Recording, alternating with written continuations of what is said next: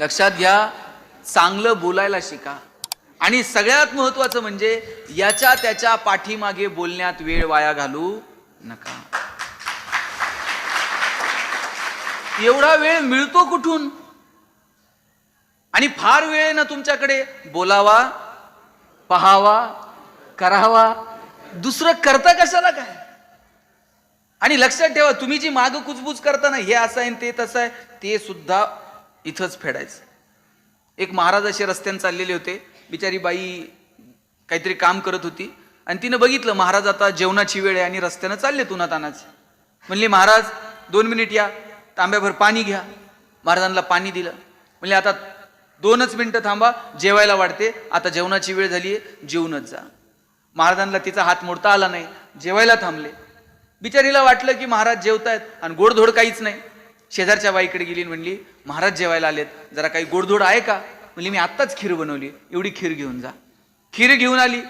महाराज चांगले जेवत होते, खीर घेतली आणि खीर घेतल्याबरोबर महाराज मरून पडले.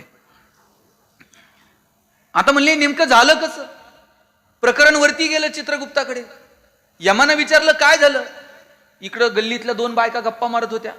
त्या म्हणल्या महाराज बिचारे चांगले त्यांचे चालले होते, हिनी ना प्लॅन करून बोलवलं म्हणले महाराजांनी.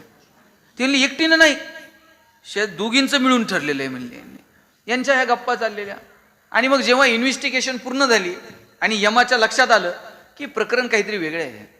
ज्या वेळेस ती बाई खीर घेऊन येत होती त्यावेळेला नेमकं वरतून घार चाललेली होती, घारीच्या तोंडात साप होता, त्या सापाचं विष त्या वाटीत पडलं आणि म्हणून महाराज गेले. आणि जेव्हा यमानं हे सगळं चित्रगुप्ताला सांगितलं, मग विचारलं हे पाप नेमकं टाकायचं कुणाच्या नावावर? ते म्हणले त्या घारीच्या नावावर टाका म्हणले. तिला तेच वेळ सापडला का? ते म्हणले तिची काय चूक, ती बिचारी तिचं भक्ष्य घेऊन चालली होती. म्हणले मग सापाच्या टाका, त्याला बरं विष वाटीतच टाकायचं होतं. म्हणले अहो ते तर त्याचा जीव वाचवत होता.